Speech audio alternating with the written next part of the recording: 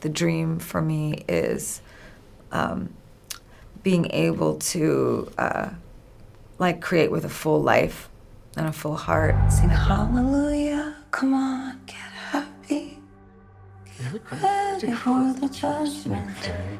Gaga, your performance as Lee blew me away. Even just the look in her eyes says so much. Thank you so much. Lee's the person that finally makes Arthur feel seen. When did you first feel seen and embraced for who you are in this industry?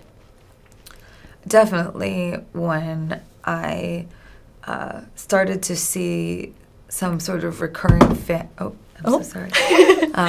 I would say I definitely started to feel seen in my career when I started to see some fans at the club shows that I was doing.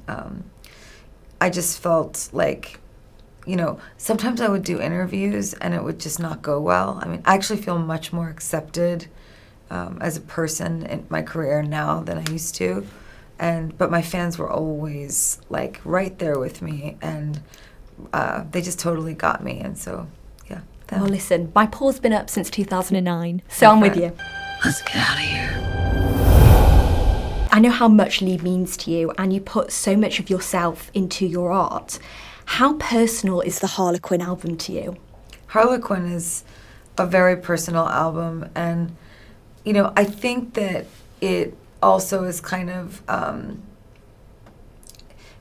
it comes through in the production in a huge way. And I've been a female producer for my whole career, but this was my first time flexing with this kind of music, and also some more jazz-inspired tunes that I was taking helm of, and exploring that music, navigating yourself around that music in the spirit of a woman that can't be pinned down, someone that's unpredictable, a human being that defies genre.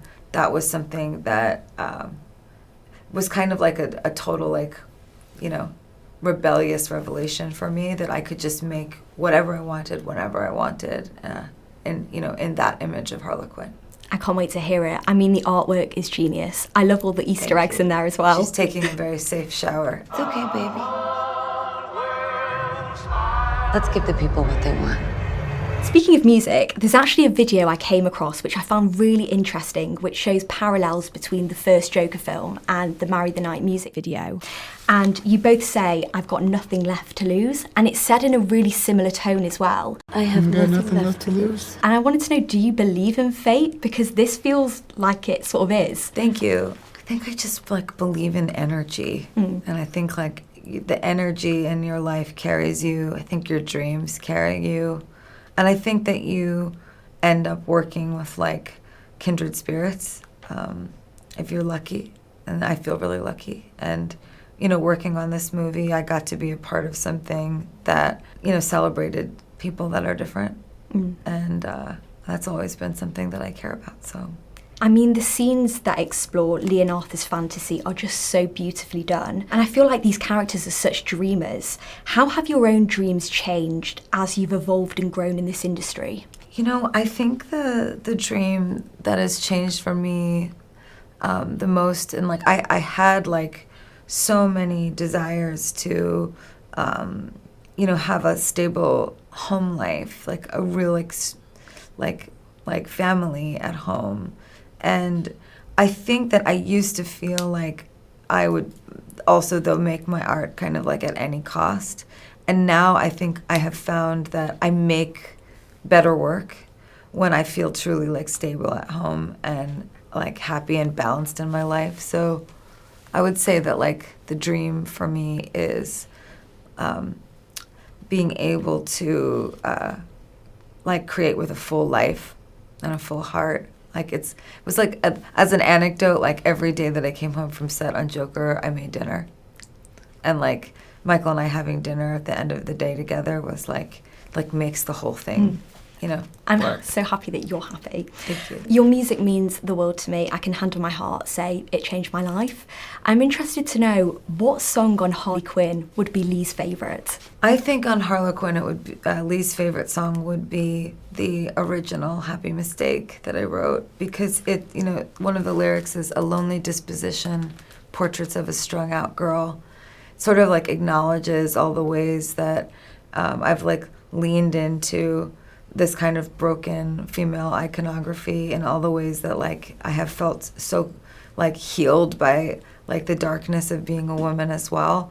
And that like what that can feel like is that if something good happens for you, that it was an accident and it was like a mistake, because, you know, how could, you know, if you're feeling that broken, how could you make anything good happen? But like it is totally possible. So it's sort of like this triumphant song, even though it's like sad too. The other lyric is, if I could bottle up a sunny day so brilliantly, it'd wash away the sad mistakes. I'd hold my heart in a safe place. All I need to breathe is one happy mistake. So it's like an idea that like Lee could have a safe place for her heart, that she wouldn't have to feel like she's like rattling all the time. I know that's like a gift I would want to give to her.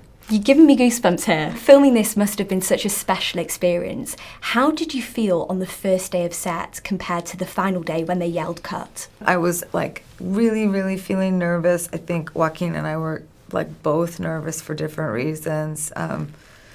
Maybe him more for music, me much more for acting. But then like the more that we worked together and spent time together, it like we like got into a groove. And I'd say about 2 weeks into filming, it got really in there. You know, we started to get to the truth of the whole thing. Those 2 weeks were still really fun. Like finding it was cool. I can imagine. I mean, I'm desperate to see more of Lee. Are there any aspects that you'd love to explore further with her? I definitely would, yeah. I definitely don't feel like done with Lee as a character. She's got like so much to say. What an interesting gal. I feel like there are so many possibilities. It's been such a pleasure talking to you. Thank you so much. And thank you for all that you do for all of us. Thank you so much. I wouldn't be sat here doing my job if it wasn't for you encouraging us to believe in our dreams. You're so nice. Thank you so much. Give you a big Thank you. hug. Yes, please. Thank So you so sweet. much.